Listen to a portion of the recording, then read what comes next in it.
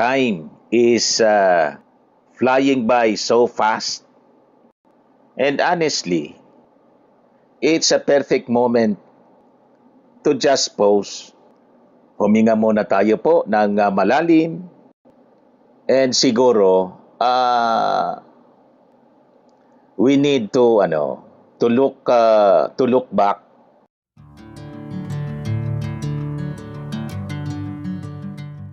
Hello po mga kababayan, dito ulit tayo sa ating bagong channel, Dante Talks, kung saan non-political issues yung ating pong topic dito. Ngayon, pag-usapan natin yung buhay-buhay natin kasi pansinin niyo po, ang bilis talaga ng panahon. Imagine that, half of 2026 mga kababayan is gone. So this is a media reality mga kababayan. Ang bilis niya talaga ng panahon, Mr. Maravillas. Talagang time is flying by so fast.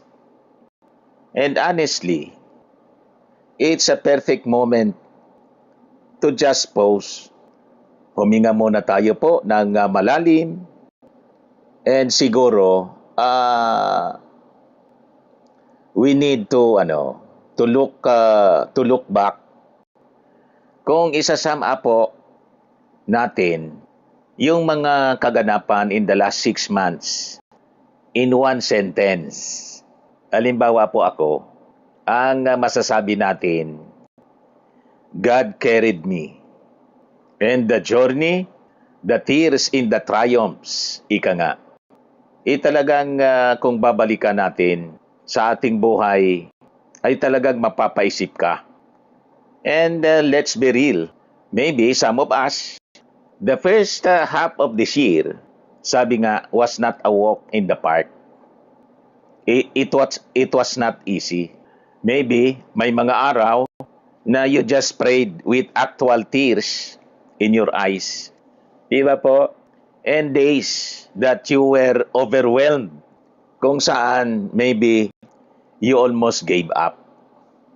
Tama po. Ito yung mga reflections natin, mga kababayan. In my case, I'm happy to share with you na medyo hindi ganyan yung mga karanasan natin. Sabi nga, maaraw. But in reality, we all face some trials in life. Trials that test our faith to its absolute limits. But looking back now, siguro makikita natin yung mga little triumphs, ika nga, big or small triumphs. You have to consider them, mga kababayan, still as real triumphs. Siguro po kailangan na ipagpasalamat natin sa ating Panginoon. Ganun lang po. Sabi nga, in everything, give thanks. Importante lang po na lagi po tayong nagpapasalamat sa kung ano man po na mga nangyari sa ating buhay. Masama man o mabuti, everything, sabi po niya.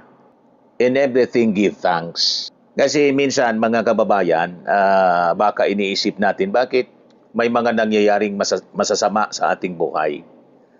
Parte yan po ng mga trials para lalo tayong tumapang, lalo tayong lumakas, hinahasa tayo nitong mga trials na dumadaan, mga kababayan, sa ating buhay. Tama po. Parte po siya ng ating growth. So we have to give thanks to the Lord for the guidance, for the protection, for the provisions, for the heartbreaks, pati yun, Mr. Maravillas, pati yun po. In everything, give thanks.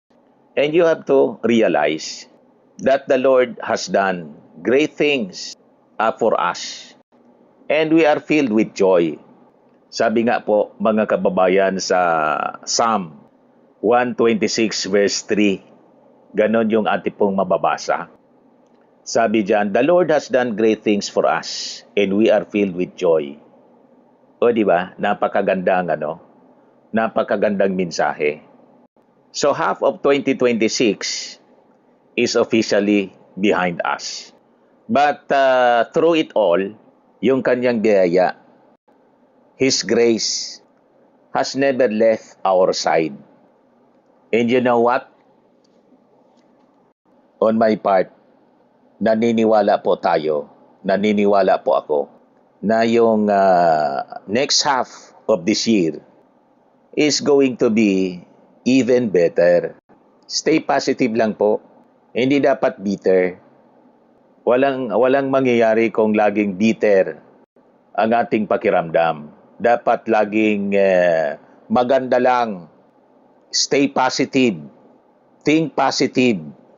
Not because, mga kababayan, life will suddenly become perfect or flow-free, but because you are choosing to trust His will. And on my part, because I am choosing to trust His will, His timing, in His providence.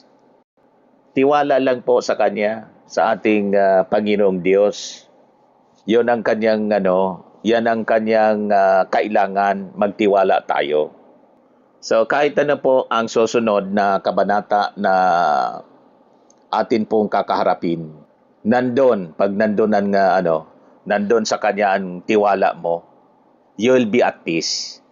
Kasi alam mo, with Him on your side, hindi ka magkakamali. And you can do everything with Him. Pero sabi nga sa Word of God, without Him, without God, you can do nothing. So ngayon, paano po lumampas ang unang 6 na buwan ng taon 2026 sa inyong buhay? Let's chat in the comments below.